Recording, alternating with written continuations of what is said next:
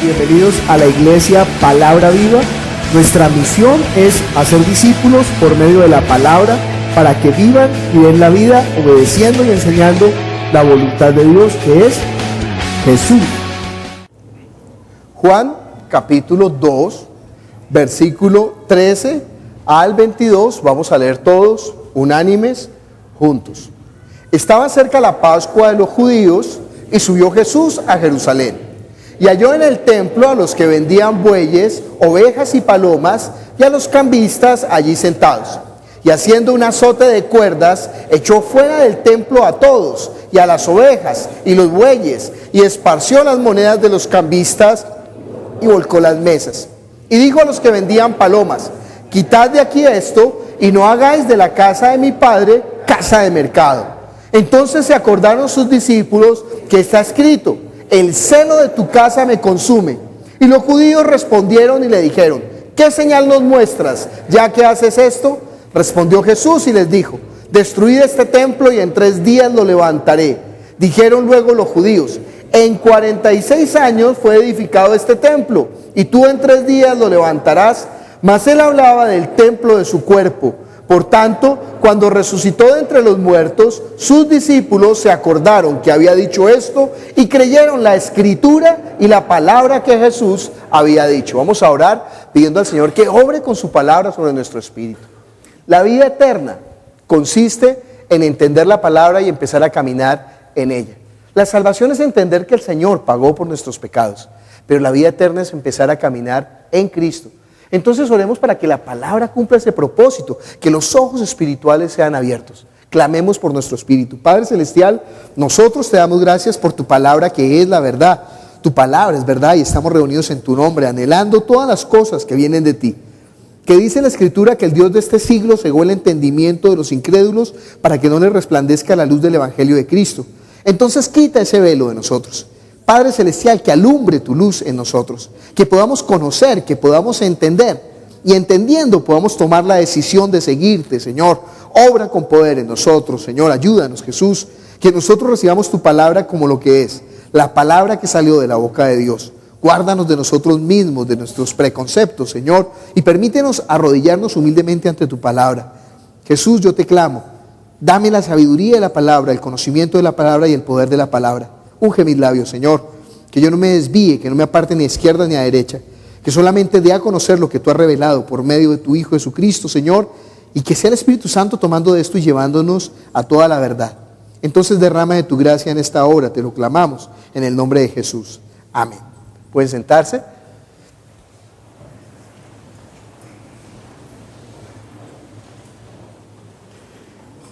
Es muy importante cómo llevar la vida de fe. Es muy importante. Y nosotros tenemos que tener claro que la vida de fe está establecida sobre la palabra de Dios, la revelación que Dios dio. Es que hay 3 elementos en cuanto a la revelación de Dios. Uno es la palabra de Dios, que no cambia, es inmutable. Nosotros podemos tener la seguridad acerca de la palabra de Dios. Pero también hay un mediador. Nosotros somos también mediadores, porque somos testigos de lo que Dios habló. Él dijo: vayan, prediquen el Evangelio, ellos creerán por la palabra de ustedes. Y también está la persona que recibe la palabra, el receptor del mensaje. En cuanto a la palabra de Dios, pues no hay duda, la palabra de Dios es inmutable, no cambia, es ciertísima. Tenemos esto como un ancla, dice la Escritura, en la cual no nos vamos a equivocar. Esta es la palabra profética más segura. Pero hay un problema, hay un testigo, y el testigo sí puede fallar. El testigo puede equivocarse. Puede ser que se equivoque por desconocimiento, por su propia ignorancia, por su deficiencia.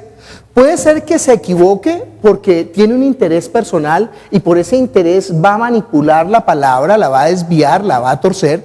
O puede ser que la persona esté enajenada mentalmente. Y entonces no va a poder dar el mensaje claramente porque él está pensando otra cosa.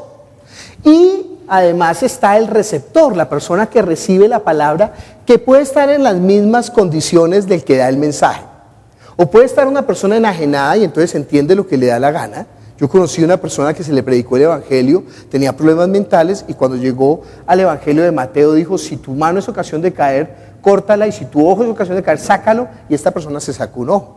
Sí, menos mal que lo encontraron solamente cuando se ha sacado el ojo, si no, se pica todo, porque pues a la final, ¿quién no le hace a uno pecar? Pero como él estaba enajenado, no podía recibir bien la palabra. O puede ser que la persona, usted sabe, ¿no? A veces uno dice algo y convenientemente selecciona lo que le conviene. Entonces, esto es terrible porque es engañarse a sí mismo y no hay peor tonto que el que se engaña a sí mismo. No, es que el pastor dijo y entonces, y toma de la palabra lo que le conviene para manipularla, para usarla para su propósito. O la persona no entiende la palabra. Y entonces nuestra misión es cómo dar a conocer claramente, lo más preciso, el mensaje del Evangelio. 3 elementos, ¿no? La palabra que no cambia, el testigo que puede cambiar y la persona que lo recibe que también puede cambiar. Por eso nosotros todo lo hemos de revisar y todo lo debemos llevar a la palabra, pero examinando con cordura, examinando con los pies sobre la tierra, teniendo un sentido común para examinar la palabra, ¿no? Porque si no, entonces vamos a tomar la palabra y la vamos a desviar. Porque decimos, no es que está escrito que sácate el ojo, entonces todos aquí sería la iglesia de los tuertos, ¿no? Entonces la cosa, porque así es la escritura, pero entender con sentido lógico.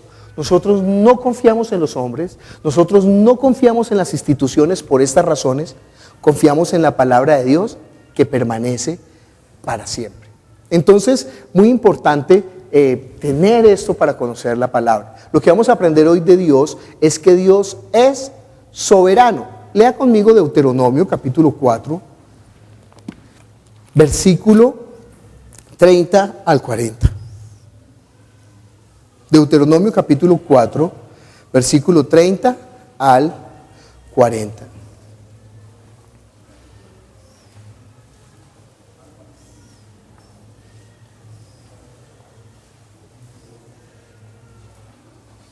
Nosotros tenemos una estructura en la prédica, yo no sé si usted se da cuenta, cada domingo, ¿no?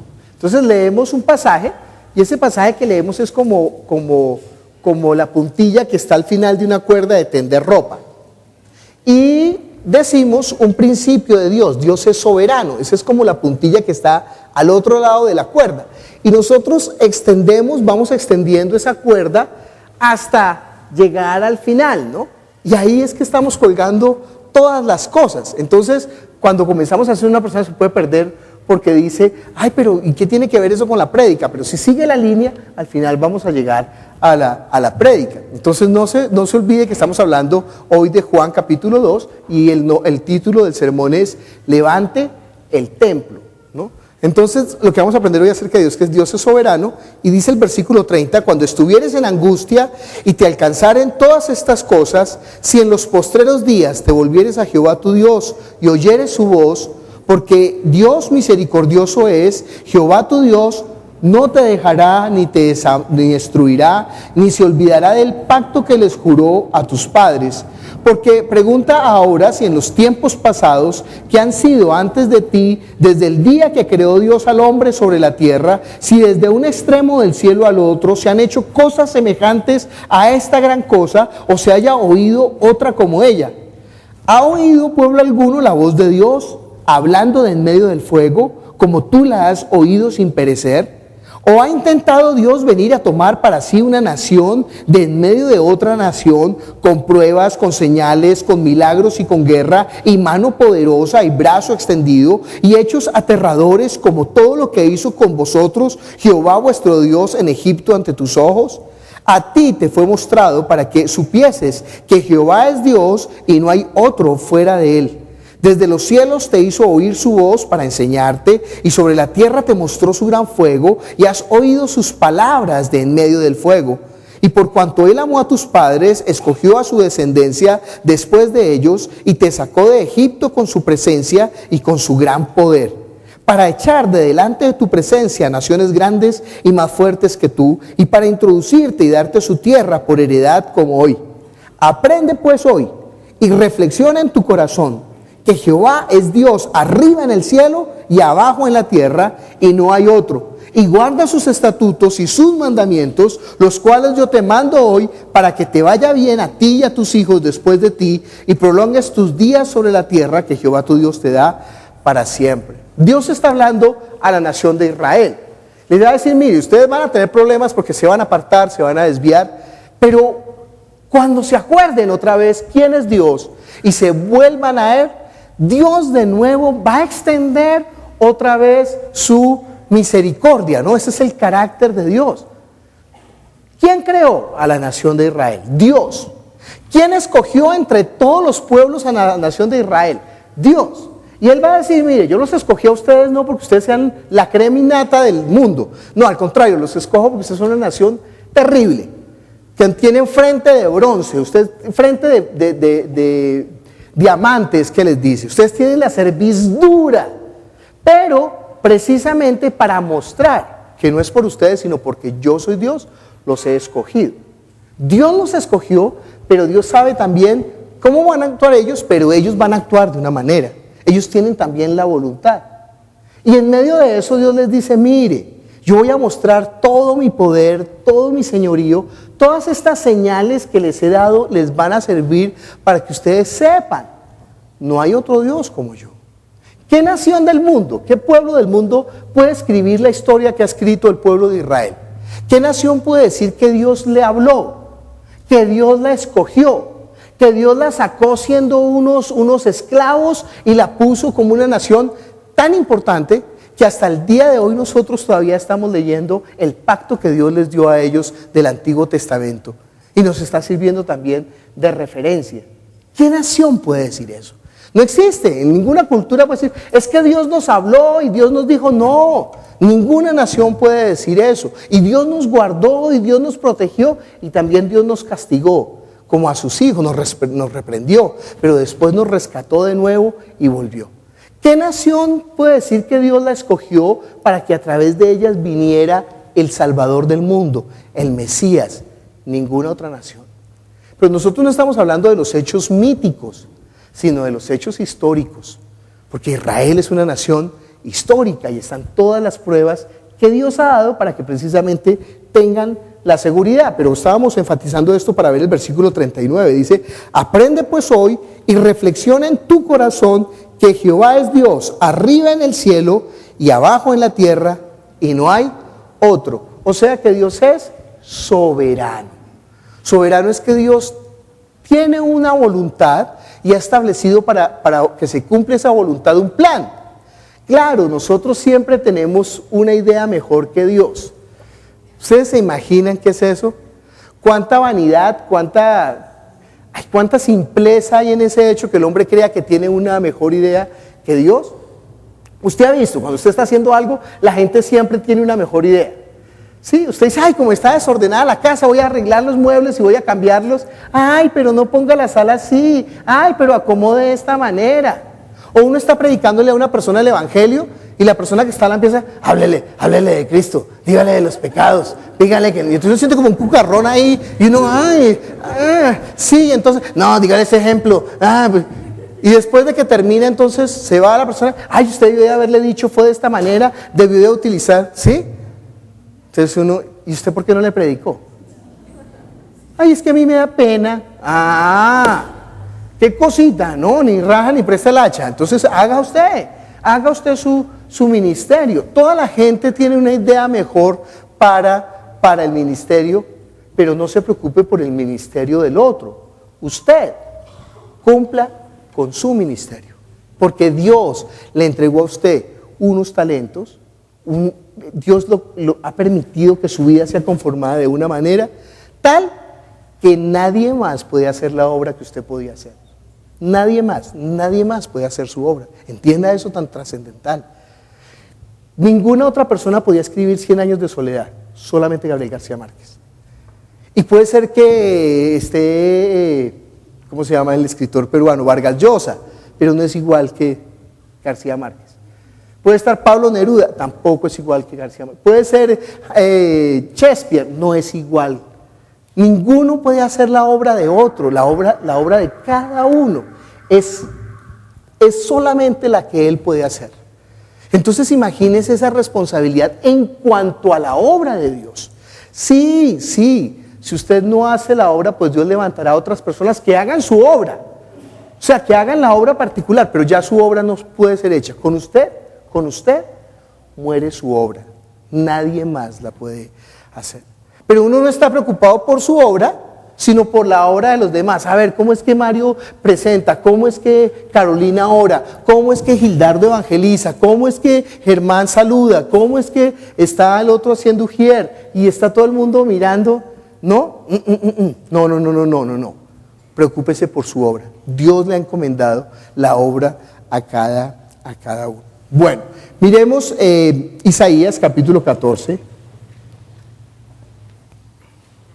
Estamos diciendo que nosotros pensamos, por ejemplo, Dios, yo creo que tú no debiste haber hecho la iglesia de esa manera. La iglesia debería ser conformada de esta. Es que yo creo que la organización de la iglesia, mire, es que cuando yo trabajé vendiendo ollas, yo vi un sistema buenísimo para vender ollas. Y entonces en ese sistema pues era un sistema piramidal y entonces uno era líder de los otros y entonces vamos a aplicar el sistema de las ollas a la iglesia. Ay, su merced, ese no es el sistema de Dios. Dios estableció su sistema para su iglesia. Señor, mira, es que la iglesia no puede ser tan aburrida, porque ¿cómo así que todas las veces vamos a predicar la palabra de Dios? Ay, no, prediquemos otras cosas, metamos unos temas de fútbol, temas de actualidad de política, vamos a hablar de las relaciones interpersonales, del matrimonio, de los hijos, para que la gente, una vez entran a la iglesia, porque como todo el mundo tiene ganas de saber cómo llevar el matrimonio, entonces no le ponemos iglesia cristiana, le ponemos universidad para la familia, y cuando entran, entonces los atrapamos y les predicamos el evangelio. Ay, su merced, no es con trampas, no es con engaños. No puede ser así. Jesús dio la orden, vayan, prediquen el evangelio del reino de los cielos. El que crea, que sea bautizado. Y el que no, chao. No necesitamos ayudarle a Dios, no necesitamos inventar un sistema nuevo. No, a mí me parece que diezmos y ofrendas no, Dios. Yo creo que vamos a sacarle a la gente la plata de otra manera. Vamos a inventar que pacten y que siembren, y ahora mismo esta palabra vas a sellarla con un dinerito. Unas cosas hasta vulgares y vergonzosas que no dijo Dios en su palabra. Pero como nosotros tenemos una mejor idea que Dios, nos olvidamos que Dios es ¿qué? Soberano. Y miren, como Dios estableció, esa es la mejor manera. Yo he dicho muchas veces, no hay nada más peligroso que un bobo con iniciativa. Entonces miremos Isaías capítulo 14, versículo 24 en adelante. Jehová de los ejércitos juró diciendo: ciertamente se hará de la manera que lo he pensado y será confirmado como lo he determinado. Y quebrantaré al asirio en mi tierra, y en mis montes lo hollaré, y su yugo será apartado de ellos, y su carga será quitada de su hombro. Este es el consejo que está acordado sobre toda la tierra, y esta la mano extendida sobre todas las naciones. Porque Jehová de los ejércitos lo ha determinado, y ¿quién lo impedirá? Y su mano extendida, ¿quién la hará retroceder? Ahí está hablando, ¿no? La soberanía de Dios. Fíjense cómo actúa Dios de particular. Aquí está hablando del pueblo de Israel. En este momento, cuando estaban ocurriendo los mensajes de los profetas, pues no hay momento más alto para Israel. Es que Israel tuvo un auge político, un auge económico, y entonces, usted sabe, la tierra de Israel está establecida en el puente entre Asia y Europa y Oriente. Eso es un punto central, es un punto ahí trascendental. Entonces todas las caravanas han de pasar por ahí.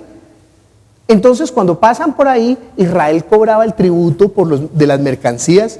Pues imagínense, eso era como el canal de Panamá más o menos. O sea, cobraban todas las riquezas ahí, llegaban, ¿no? Entonces comercialmente, políticamente era un punto ahí central. Y ellos han tenido una abundancia, una riqueza, pero esa riqueza no está siendo para todos.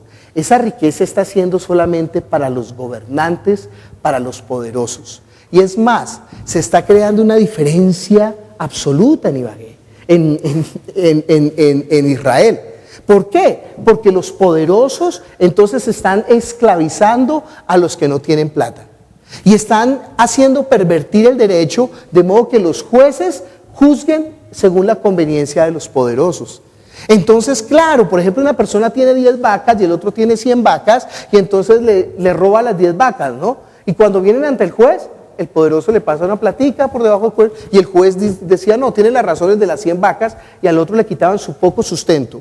Y después de que le quitaban su poco sustento, entonces le decían, ¿y a usted qué le queda? Entonces, no, una tierra, véndamela, pero ¿a qué precio? Es que el precio, no, pues al precio que yo quiera, porque yo soy el que fijo el precio. Y entonces le pagaban una miserableza, ¿no? Y después de que el hombre se comía esa platica, ya se quedaba sin nada, entonces le decía, bueno, como usted ya no tiene nada, pues ahora véndase como esclavo para mí.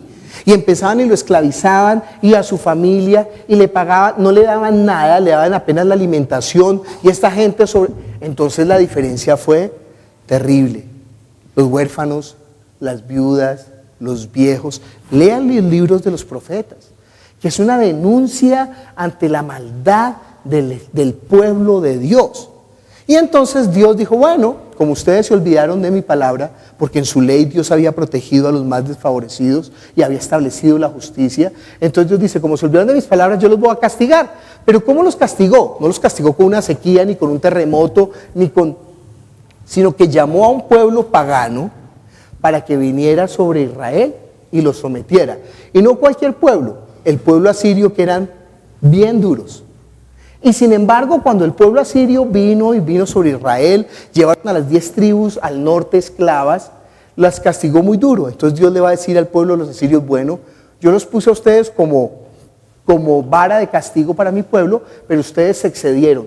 Entonces ahora yo los voy a castigar a ustedes. Y también Asiria es destruida por haber sido tan fuerte con el pueblo de Dios. Se da cuenta como Dios actúa para nosotros extraño, ¿no? Porque si Dios mismo los hubiera castigado, pues Él hubiera colocado la medida del castigo, pero puso a otro pueblo.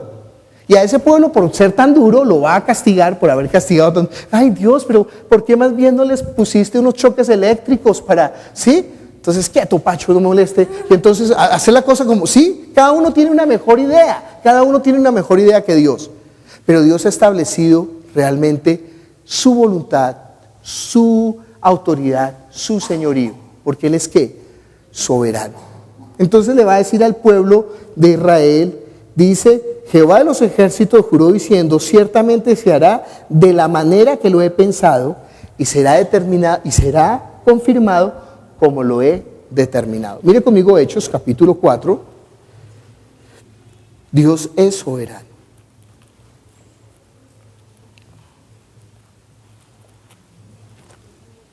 Versículos 23 al 31.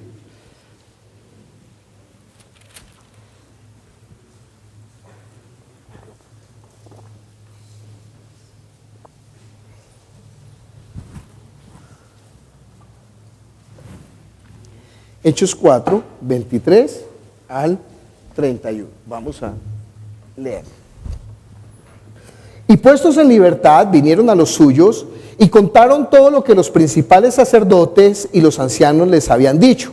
Y ellos, habiéndolo oído, alzaron unánimes la voz y dijeron, soberano Señor, tú eres el Dios que hiciste el cielo y la tierra y el mar y todo lo que en ellos hay.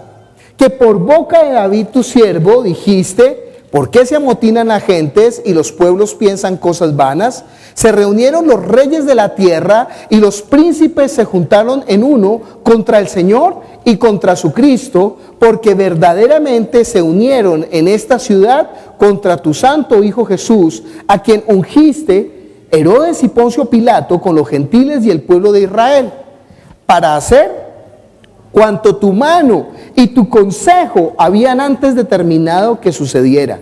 Y ahora, Señor, mira sus amenazas y concede a tus siervos que con todo denuedo hablen tu palabra, mientras extiendes tu mano para que se hagan sanidades y señales y prodigios mediante el nombre de tu santo Hijo Jesús. Cuando hubieron orado, el lugar en que estaban congregados tembló y todos fueron llenos del Espíritu Santo y hablaban con denuedo la palabra de Dios. Creo que este pasaje de la Biblia muestra muy claramente cómo es la soberanía de Dios. Porque está diciendo, no, Dios, mira que nos están amenazando, somos tu iglesia. Aquí Pedro y Juan han sanado a un hombre que estaba pues en el pórtico de Salomón toda la vida paralítico. Mire, la primera cosa extraña, este hombre toda la vida estaba en el pórtico de Salomón. Pregunta, ¿cuántas veces pasó Jesús por delante de él? Pero Jesús no lo sanó, sino que él esperó para que fueran los discípulos los que sanaran a este hombre. Y con esa sanidad de este hombre pues se arma un alboroto grande en la iglesia, ¿no?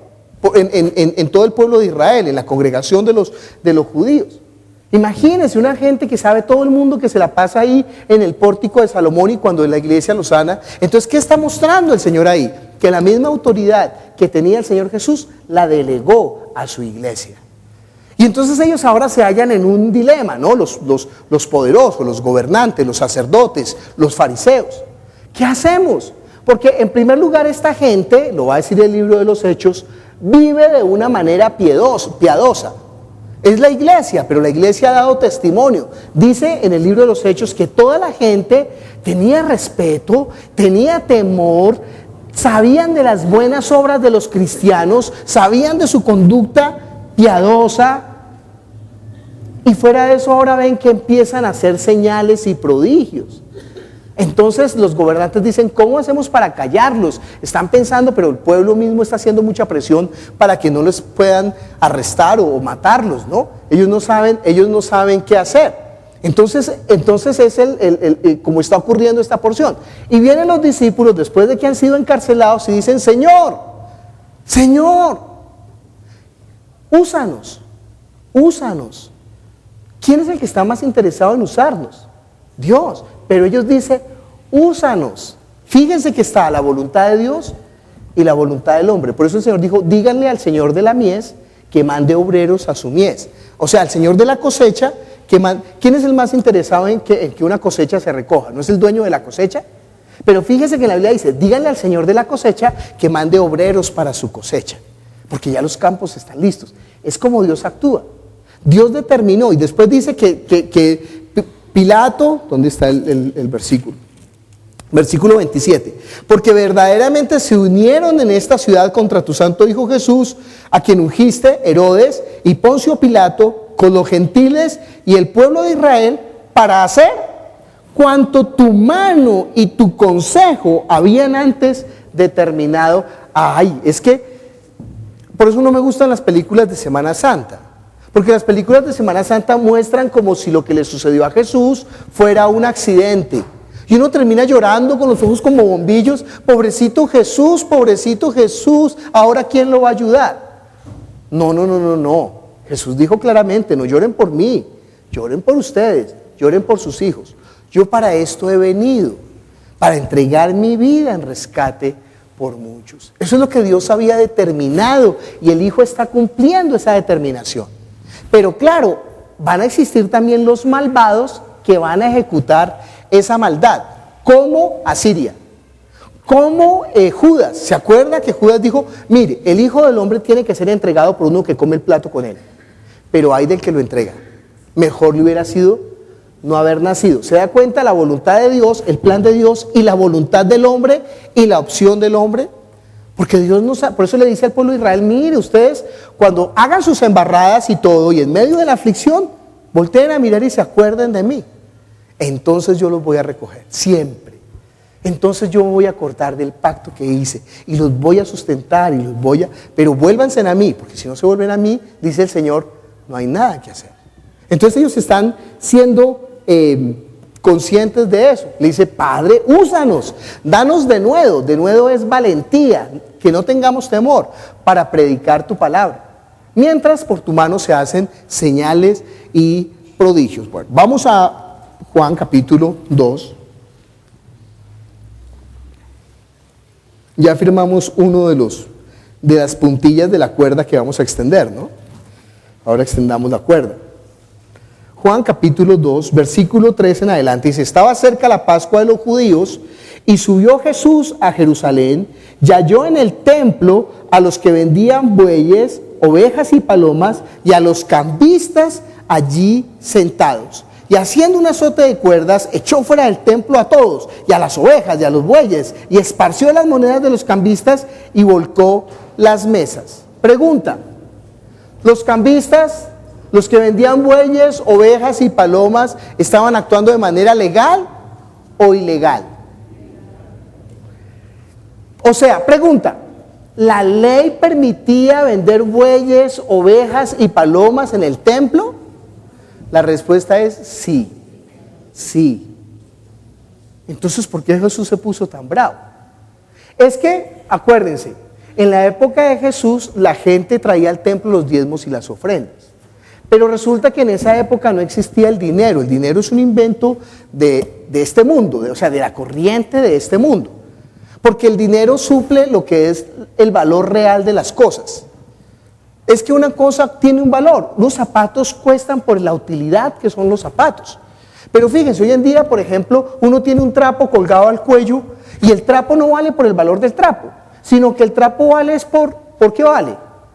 Por una marquita que tenga ahí pequeña. Es el mismo trapo, pero lo que vale es la marca. Entonces, ¿usted qué tiene? No, yo tengo Salvatore Ferragamo. Ay, Salvatore. ¿Y usted qué tiene? No, yo tengo Pepito San Victorino. Entonces, ay, no. No, aquí solamente Pepito San Victorino, no, aquí no valemos Pepito San Victorino, ¿sí? Y nosotros de tontos nos hemos dejado meter en la corriente de este mundo que tiene un propósito de este mundo, y entonces ahora no valemos por lo que somos, sino valemos por lo que usamos. Y las cosas ya no valen por su utilidad, las cosas valen por el estatus que le pueden dar a alguien. Absurdo, ¿no? Esa es la corriente de este mundo. En la época de Jesús, las cosas valían por su utilidad. Y la gente no estaba produciendo dinero, sino que la gente estaba produciendo ovejas, cabras, trigo, cebada. Entonces, por ejemplo, yo tenía un cultivo de trigo, sembraba 10 hectáreas, pues 10 hectáreas de trigo, no sé cuántas toneladas me pueden dar, creo que están en 3 toneladas o en 5 toneladas. Imagínense el diezmo de eso. Entonces yo con un poco de sacos, ¿qué hago para llevarlo? Decía la ley, si es muy pesado, venda eso y con el dinero vaya al templo y en el templo compre ovejas, sacrificio y preséntelo delante del Señor. Por eso existían cambistas, por eso existían vendedores de ovejas. O sea, era legal. Pero ¿qué pasó? Que esta gente se alió con los sacerdotes y entonces ya empezaron a poner problemas. Entonces ya las ovejas que valían no eran las ovejas que vendían afuera, sino las que tenían la certificación del sacerdote. Y claro, entonces las que tenían la certificación del sacerdote, mientras una oveja valía 5, la certificada por el sacerdote vale 10, pero solamente sirve la certificada por el sacerdote. ¿Entiende la maldad que está detrás de ahí? Que empezaron a hacer de algo que era lícito una mercadería de la fe. Entonces la gente ya preocupada, ¿quién se quedaba con las ganancias? ¿Quién se quedaba con este comercio? Imagínense lo que valía un puestico dentro del templo, ¿no? Vendían los puesticos y entonces eso era una mafia que se convirtió el templo. Algo que era lícito, lo convirtieron en algo que ilícito. Y la gente estaba participando, o sea, los cambistas estaban participando, la gente del pueblo estaba participando de eso y los sacerdotes estaban participando. Por esto es que Jesús, con ira santa, hace una cuerda y volca y lo saca. ¿Por qué? Ahí lo dice claramente. Versículo 16. Y dijo a los que vendían palomas, quitad de aquí esto y no hagáis de la casa de mi padre, ¿qué? Casa de mercado. ¿Entiende esa ira de Jesús? Que el lugar santo lo convirtieron en un mercado barato. Esa es la... Mire conmigo, por favor, segunda de Pedro, capítulo 2. Esa es la advertencia de la palabra. Porque ese mal ha seguido en la iglesia. Segunda de Pedro es de los últimos libros del Nuevo Testamento que se van a escribir. Ya la iglesia ha tenido un caminar, un trasegar largo. Ya han pasado unos años, unas decenas de años. ¿Y qué dice? ¿Cuál es la advertencia que hace Pablo? Dice, Segunda de Pedro capítulo 2 versículo 1, pero hubo también falsos profetas entre el pueblo, como habrá entre vosotros falsos maestros. ¿Entre quién? ¿Entre quién son los falsos maestros? ¿Dentro de los musulmanes? ¿Dentro de los Hare Krishna? No, esos no son falsos maestros. Es dentro de la iglesia. Dentro de la iglesia es que se levantan los falsos maestros. Dice ahí que introducirán encubiertamente herejías destructoras, aún negarán al Señor que los rescató, atrayendo sobre sí mismos destrucción repentina. Bueno, estos van a ser destruidos. Ay, no, el Señor tiene misericordia y va a perdonar hasta el diablo. Ay, ¿qué doctrina es esa? ¿Qué Biblia está leyendo usted? ¿Y muchos? ¿Cuántos? ¿Pocos? No, muchos. Seguirán sus disoluciones y por causa de los cuales el camino de la verdad será blasfemado. ¿Se da cuenta hoy lo que el mundo piensa acerca de la iglesia? ¿Por culpa de quién? De estos malvados. No solamente por culpa de los malvados, por culpa de la gente que sigue a esos malvados. Ya le dije, el mensaje no cambia. El problema es el testigo y el problema son los que escuchan el testimonio. Entonces ellos están siendo partícipes de las sinvergüenzuras. Dice el versículo 3, y por avaricia harán ¿qué? Es la misma palabra, ¿no? Han puesto la casa de mi padre, ¿casa de qué? De mercado, cueva de ladrones.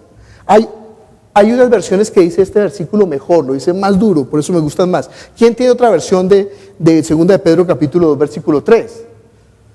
La palabra de Dios para todos, la versión verde o nueva versión internacional también.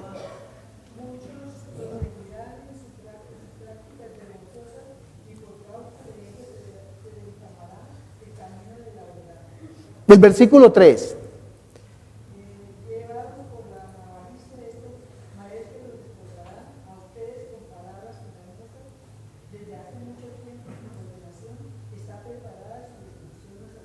Otra versión.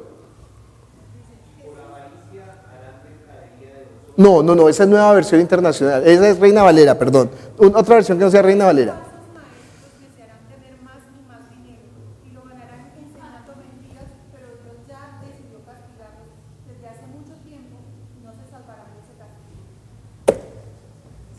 Miren, ¿sabe cuál es el problema? Siendo la Biblia tan clara, nosotros no tenemos excusa.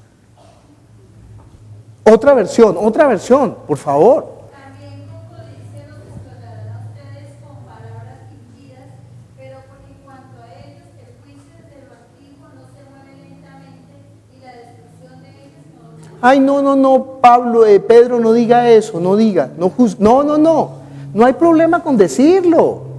Y no hay problema con que la gente se vaya detrás de ellos. Porque ¿quién determinó esto? Dios lo determinó. Dios determinó que la iglesia sea cernida y que queden solamente los que son y que el resto se vaya atrás de ellos. Porque una persona que va detrás de esto, realmente ¿cuál es su Dios? Venga, coja la palabra, pacte, y entonces va a tener más dinero, venga. Mire, cualquier persona con un poquito de escrúpulo, con un poquito de pudor, sabe que a Dios no se puede comprar.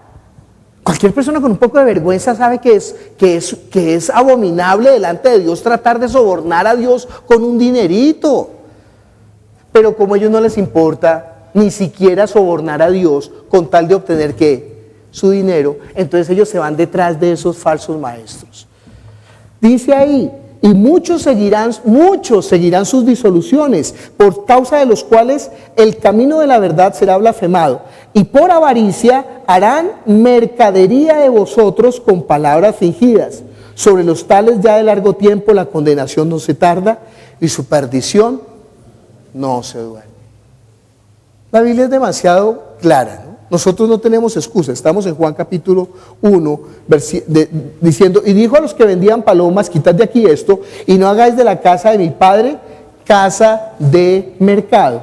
Entonces se acordaron sus discípulos que está escrito, el celo de tu casa me consume. Sí, la iglesia ha de ser celosa de la casa de Dios. Hoy leíamos un salmo tan hermoso, ¿no? Tan hermoso. Ahí en los proverbios dice, mire la araña, no es nada, y sin embargo hace su habitación en la casa del rey. ¿Sí? No se preocupe, si le llaman la araña a usted, no se preocupe. Y te llamaban la araña, sí, pero hago mi nido en la casa del rey. Yo sé, no soy nada. Miren los tórtolos, dice, miren los pajarillos, miren, no son nada, pero hacen su habitación en la casa del rey. ¿Y sabe qué dice el rey David? Yo prefiero quedarme en la puerta.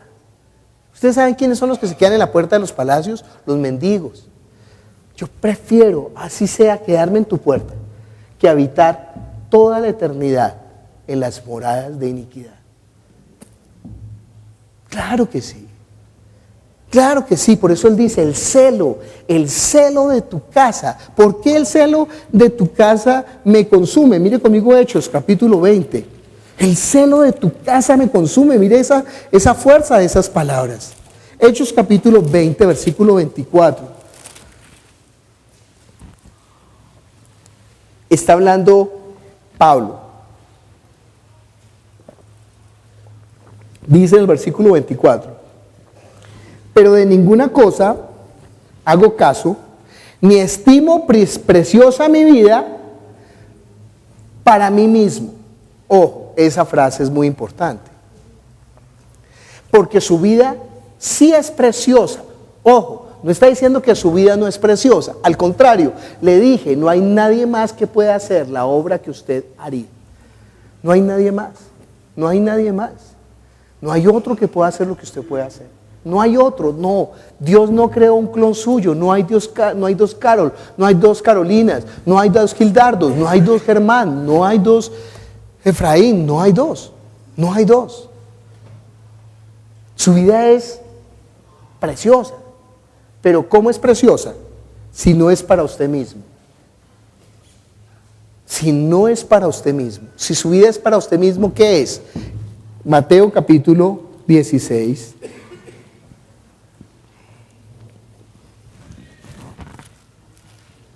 Versículo 21.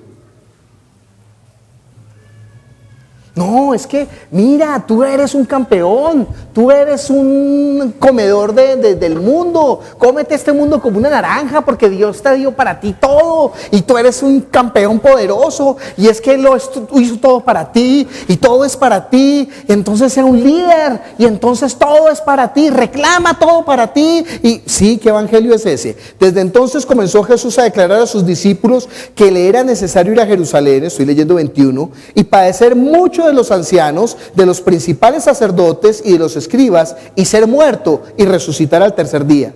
Entonces Pedro, tomándolo aparte, ¿se acuerda que uno tiene una mejor idea que Dios? Comenzó a reconvenirle diciendo: Señor, ten compasión de ti, en ninguna manera esto te acontezca. Una verdad bíblica que me enseñó mi hermano. Me dijo: nunca he visto en la Biblia a Jesús compadeciéndose de sí mismo. Ten compasión de ti. ¿Qué le respondió Jesús? Pero él volviéndose le dijo a Pedro: quítate delante de mí, Satanás. Ay, Jesús, no trates hacia Pedro, si él es una columna de la iglesia, si él es una de las piedras sobre la... Sí, pero cuando el testigo se equivoca, hay que decirle: testigo se equivocó, Satanás. Ese es el evangelio satánico, el que está haciendo poner las cosas. Dice: quítate delante de mí, Satanás, me eres tropiezo, porque no pones la mira en las cosas de Dios, sino en la de los hombres. Si una persona le hace a usted poner los ojos en las cosas de los hombres, esa persona es ¿qué? Satanás, o sea, adversario de Dios.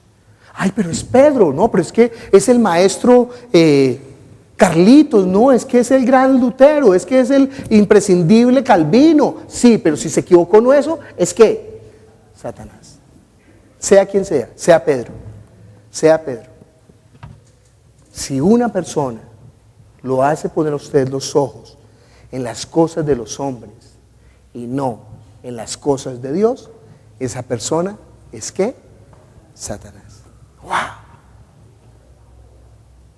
Dice: entonces Jesús dijo a sus discípulos: si alguno quiere venir en pos de mí, niéguese a sí mismo, tome su cruz y sígame, porque todo el que quiera salvar su vida, la perderá, y todo el que pierda su vida por causa de mí, la hallará. Estábamos leyendo en Hechos capítulo 20, que está hablando Pablo, versículo ¿qué?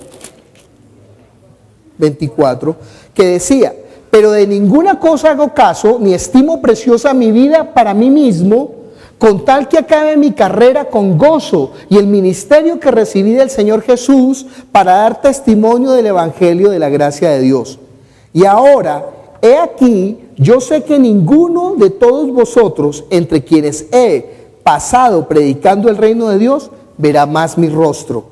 Por tanto, yo os protesto en el día de hoy que estoy limpio de la sangre de todos, porque no he rehuido anunciaros todo el consejo de Dios. Si una persona predica la voluntad de Dios, queda limpio de la sangre de esas personas. Pero si una persona no predica el evangelio, la sangre de esas almas queda sobre sus manos. ¡Wow! ¿Se imagina que yo hoy le enseñara a usted cómo ser un buen empleado? Hoy vamos a aprender con la Biblia a ser un buen empleado. Vamos a abrir el libro de Proverbios, vamos a abrir el libro de Primera de Timoteo, vamos a abrir Deuteronomio. Yo me sé los versículos. ¡Ay, qué prédica tan buena! ¿Qué le enseñaron? A ser un buen empleado. Y sale a la autopista y le pasa un Transmilenio por encima. Se va para el infierno a ser un buen empleado de Satanás, pero no recibió la vida eterna. Y esa sangre de su alma queda sobre las manos ¿de quién? Sobre mis manos. Por eso dice la Escritura que si una persona entra no por la puerta que es Jesús, sino por otro lado entra a la iglesia, dice que esa persona es ladrón y salteador. Juan capítulo 10. Por eso es que no podemos predicar otra cosa en la iglesia. Solamente lo que Jesús ordenó. Señor, pero se van a aburrir. Es que yo tengo una mejor idea que tú. ¿Por qué no le mezclamos unas cositas? ¿Sí? Pongamos un show de variedades, que la gente se anime y que se quede. Y a los muchachos, como les gusta la música, pongamos unas reggaetoneras a bailar aquí. Todo lo puedo en Cristo que me fortalece, no importa. ¿Qué dice Dios? No, es como yo. No, Dios no dice no. ¿Sabe qué dice Dios? Hágalo.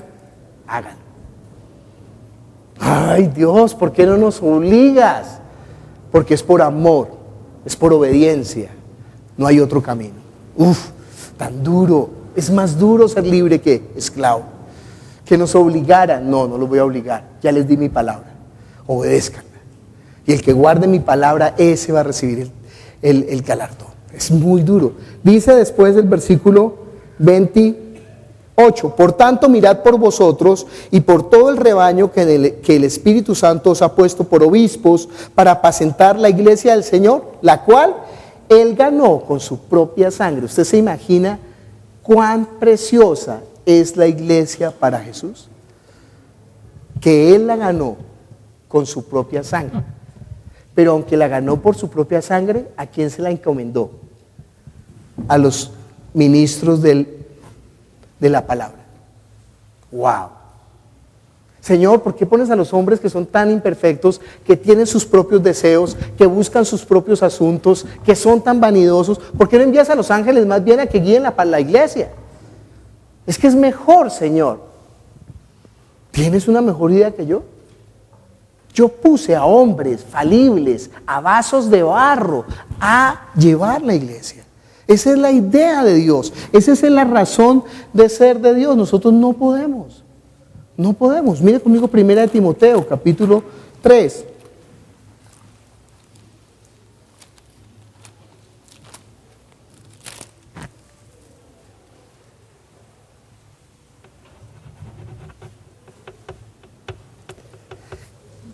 En la casa lea Primera de Timoteo, ¿no? Porque es muy importante para la iglesia. Dice que si alguno anhela obispado, obispo es la persona que supervisa en la iglesia, que sirve administrando la iglesia. Ojo, no que se enseñorea. ¿No ha leído entonces Primera de Pedro y Segunda de Pedro? No, una persona en la iglesia no hay líderes. En la iglesia no hay líderes. En la iglesia hay servidores. Que los que venden ollas levanten líderes, que nosotros que predicamos el Evangelio levantamos servidores. Entiéndalo. Si alguna persona desea servir a la iglesia, tiene que hacer el menor, el que más sirve, ¿sí? Ay, si usted ve a un ujier en nuestra iglesia pavoneándose, ay, dígame a mí, por favor, dígame a mí. Porque en la iglesia eso es lo que no se puede admitir. Que un ujier no, en nuestra iglesia, no. En nuestra iglesia el ujier debe ser el más cordial, el más amable, el más sencillo, el más humilde, el más servidor, el más entregado.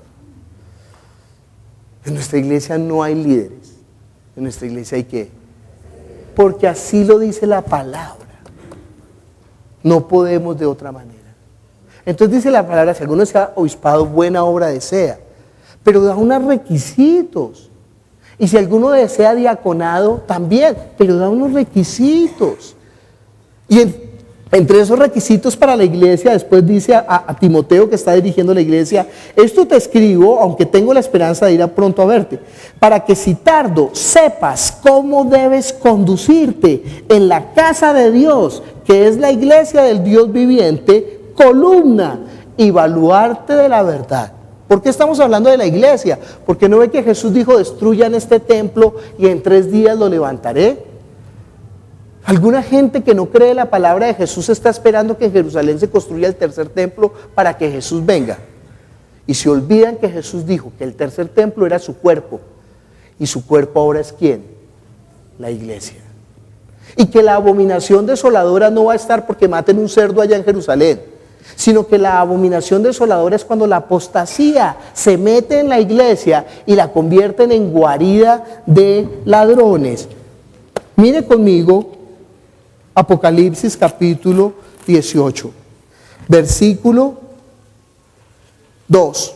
Y clamó con voz potente diciendo: ha caído la gran Babilonia, y se ha hecho habitación de demonios y guarida de todo espíritu inmundo y albergue de toda ave inmunda y aborrecible, porque todas las naciones han bebido del vino del furor de su fornicación, y los reyes de la tierra han fornicado con ella. ¿Quiénes son los reyes de la tierra? Los gobernantes. ¿No ve a quién buscan ahora para seducir con sus halagos? ¿A quién? ¿Por qué no buscan al Instituto de Bienestar Familiar? ¿Por qué no buscan a los Scouts de Colombia? ¿Por qué no buscan a la Asociación de Padres Irresponsables? Yo no sé a quién. No, ¿a quién buscan los gobernantes de la... ¿Ustedes saben cuál es el manjar que se están luchando ahorita todos? ¿A quién? ¿A quién? Porque la iglesia se prostituyó. Solamente se le ofrece plata a una mujer que se está ofreciendo. No serían entonces ellos capaces. Si supieran que la iglesia es columna y baluarte de la verdad, no se atreverían. Pero como la iglesia se vendió, como es la gran ramera, entonces los gobernantes de la tierra empiezan a hacer, dicen, y los reyes de la tierra han fornicado con ella, y los mercaderes de la tierra se han enriquecido de la potencia de sus deleites. Porque claro, la iglesia es una fuerza. Imagínense. Pero no para servir a este mundo, sino para servir a Dios. Y oí otra voz del cielo que decía: salid de ella, pueblo mío, para que no seáis partícipes de sus pecados, ni recibáis. ¿Dónde está el pueblo de Dios? ¿Afuera de este lugar? No, está adentro de este lugar, está adentro de la gran Babilonia. Por eso le dice: salgan de ella, pueblo mío, y no seáis partícipe de sus obras. Estamos leyendo Juan capítulo 1, versículo 17. Entonces se acordaron sus discípulos que está escrito: el celo de tu casa me consume. Miremos 1 Corintios capítulo 3, versículo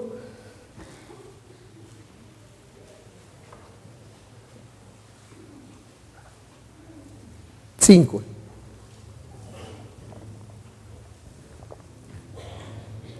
¿Qué pues es Pablo?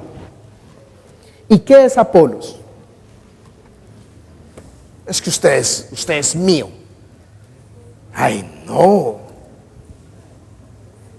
Es que usted es mío, usted es mío. mi discípulo. No. Nosotros somos discípulos de Jesús. Y usted es consiervo mío. Usted es hermano en la fe. Nos servimos los unos a los otros. Yo no soy suyo, yo soy de Jesús. Por eso nosotros no tenemos ninguna denominación. No somos luteranos, no somos calvinistas, no somos wesleyanos. No. ¿Somos de quién? De Cristo. De Cristo. Dice ahí, ¿qué pues es Pablo y qué es Apolos? Lea conmigo. Servidores por medio de los cuales habéis creído, y eso según lo que a cada uno concedió. Ahí es tan clara la Biblia. Y entonces, ¿por qué? Cuidado, usted no mire, no toque, usted me pertenece. Cuidado, se junta con ellos, no hable con ellos, no vaya con ellos, no esté con ellos. Su merced, ¿usted qué Jesús conoció? Tienen a las iglesias cautivas bajo un sistema faraónico. Se pusieron en el lugar de Cristo, de modo que ellos son ¿qué? Anticristo. En mi iglesia se hace lo que yo diga. ¡Wow! Anticristo. Porque en la iglesia de Jesús se hace solamente lo que Jesús dice. Dice ahí, yo planté, Apolos regó, pero el crecimiento lo ha dado Dios. Así que ni el que planta es algo, ni el que riega, no el que friega. A los sugieres, a los maestros de escuela dominical, a los que hacen algo en la iglesia, sino Dios que da el crecimiento. Y el que planta y el que riega son una misma cosa, aunque cada uno recibirá su recompensa conforme a su labor, porque nosotros somos ¿qué? Colaboradores de Dios, y vosotros sois labranza de Dios, edificio de Dios. Y dice que en ese edificio nosotros somos piedras vivas, que el Señor está edificando. Mire conmigo, terminemos, Efesios capítulo 4. Versículo 11, y Él mismo constituyó, ¿quién? Jesús. Eso no lo nombran los hombres. Yo te voy a ungir pastor, yo te voy a ungir profeta, yo te voy a dar un viaje en un resort, en un crucero, y cuando vuelvas vas a ser declarado apóstol. Ay, no, su merced. Eso no se obtiene con cartones de hombres, sino porque Dios nos constituyó. Él mismo constituyó a unos apóstoles, a otros profetas, a otros evangelistas, a otros pastores y maestros. ¿Cuántos pastores hay en Palabra Viva? De 900 personas, yo creo que más o menos 300 son pastores. ¿Y quiénes son esos pastores? Los que están buscando a la gente, la llaman, la exhortan, la animan. ¿Qué pasó contigo? ¿Por qué no has vuelto? ¿Y dónde estás? ¿Y por qué estás afligido? Y vamos, venga, estudiemos la palabra, no se desanime, no le haga caso a las bobadas del pastor. Mire que sí, no le ponga, sí, no ponga los ojos en el hombre, venga. ¿Eso es qué? Un pastor. De modo que en la iglesia hay más de 300 pastores. ¿Y cuántos maestros hay? Otro tanto.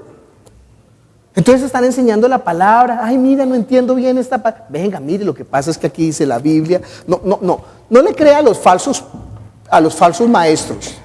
También los hay. Y son necesarios. Ojo, son necesarios los falsos pastores. Son necesarios los falsos maestros. Para que usted sea probado en su corazón y solamente ponga los ojos en Dios. No, mire, lo que pasa es que los Nefilim, es que usted no entiende, ¿no? Pero es que esto es muy profundo. Creo que no se lo debería explicar, porque es que yo como he tomado 3 veces el seminario, pero es que, ay, salga corriendo. Dice la Biblia que si alguien dice que sabe algo, el tal está envanecido y no sabe nada y está a punto de perderse. Otros profetas, otros evangelistas, otros pastores. Sí, claro, todos tenemos que evangelizar.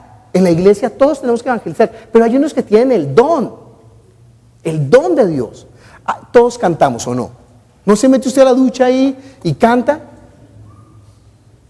Depende, ¿no? Que cante, si está el pastor de visita, si están los hermanos que acogió a un hermano cristiano en su casa, te amo Dios, te alabo. Si no es cristiano, chuma la casera maquinolandera, y si no, pero todos cantamos, pero ojo, no todos tenemos buena voz. Yo quiero estar en la alabanza, déjame cantar, ¿no? Su merced canta como un tarro, pues ahí en la congregación se disimula cosas, pero si ya tiene micrófono, pues tiene que tener, claro, algunos tienen síndrome de Povestar y entonces quieren, yo quiero cantar. No hay lugar para eso. En la iglesia hacer todo tan sencillo, tan natural, tan humilde. Pero igual es con la evangelización, todos debemos evangelizar, pero hay gente que tiene el don para evangelizar y uno lo sabe. Otros apóstoles. ¿Apóstol quién es? Enviado, el que va a abrir una obra. Entonces hay personas que van, que tienen ese don de ir y comenzar. Mire a Ludwig allá en Venezuela, solo, ¿no? Ay, pastor, ayúdalo. Yo no puedo, yo estoy aquí, Ludwig está allá, que lo haga él, ¿no? Es que la gente está, como están en el nicolaísmo. Pastor, mira, es que a mi perro se le partió la pata, a ver si puedes venir a orar. Ay, su merced, es que hasta las 9 tengo seminario. ¿Y dónde vives? No, aquí en Funza nomás. Entonces, no, pues usted ore, usted eche demonios fuera, usted haga la obra del ministerio, no sea nicolaíta, sino que cada uno cumpla la obra de su ministerio, ¿no? Según el don que Dios le dio, a fin de perfeccionar a los santos para la obra del ministerio, para la edificación ¿de qué? Del cuerpo de Cristo. Yo me muero de ganas por hacer un seminario sobre eclesiología. Me muero, me pica, o sea, esto me apasiona. Para que la iglesia entienda, para que la iglesia vuelva a despertar, para que la iglesia se aviva, para que lo que se le robó a la iglesia otra vez vuelva a tener la iglesia. Y que cada uno cumpla ¿qué? Su ministerio, hasta que todos lleguemos a la unidad de la fe, al conocimiento del Hijo de Dios, a un varón perfecto, a la medida de la estatura de la plenitud de Cristo, para que ya no seamos niños fluctuantes, llevados por doquiera de todo viento de doctrina, por estratagema de hombres que para engañar emplean con astucia las artimañas del error, sino que siguiendo la verdad en amor, crezcamos en todo aquel que es la cabeza, esto es, Cristo, de quien todo el cuerpo, bien concertado, unido entre sí por las coyunturas que se ayudan mutuamente, según la actividad propia de cada miembro, recibe su crecimiento para ir edificándose ¿en qué? ¿Se da cuenta que no es el que friega, sino el que riega? ¿Se da cuenta que usted no puede molestar a su hermano? ¿Se da cuenta que usted no? Mire, nosotros tenemos gente en nuestra iglesia que no volvió porque un ujier quería obligarle a que tomaran la Santa Cena. Y oye, ¿a qué horas? Pero yo no me di cuenta, si no hubiera caído como un sarnícalo y le hubiera sacado los ojos, ¿no? Porque ¿cómo se le ocurre meterse con el cuerpo de Cristo, con su iglesia que Él compró con su sangre? ¿Cómo se atrevió a hacer piedra de tropiezo, a estorbarlo? ¿Cómo se atrevió si es con tanto amor, con tanto cuidado? Y fuera de eso, según la actividad propia de cada miembro. Nosotros no podemos hacer la obra de otros, lo que a Dios le encomendó. Usted no ha visto que ese dedo pequeñito tiene una función. ¿Cuál es la función del dedo pequeñito? Rascarse la oreja. Solamente puede con ese dedito porque es el único que cabe, ¿no? Lo mismo para la nariz, este dedo no sirve porque es muy gordo. Tiene que ser el dedo especial. Deje que cada dedo cumpla y usted haga ¿qué? Usted cumpla su función. Usted cumpla su función en amor, para que todo el cuerpo alcance la estatura de la plenitud de Cristo. Destruyan ese templo, en 3 días lo levantaré. Dijo hablando de su cuerpo, la cual es su iglesia, que Él compró con su sangre. Padre Celestial, nosotros te damos gracias por tu palabra, que es la verdad. Tu palabra es verdad. Ayúdanos a entender, Señor. Ayúdanos a tener la cordura para recibir tu palabra, para no dejarnos engañar, Señor, y para no convertirnos nosotros mismos en engañadores. Guárdanos del mal, no nos dejes caer en la tentación. Que nosotros no busquemos nuestro propio asunto, sino que sirvamos esperando el galardón eterno que tú tienes reservado para los que te aman. Ayúdanos, Jesús. Ayúdanos, Jesús. Y obra, levanta tu iglesia con poder. Levántala, Señor. Vístela de blanco, lávala con tu palabra. Que nosotros hagamos la obra santa que tú nos has encomendado. En el nombre de Jesús. Amén. Bienvenidos a la iglesia Palabra Viva. Nuestra misión es hacer discípulos por medio de la palabra para que vivan y den la vida obedeciendo y enseñando la voluntad de Dios, que es Jesús.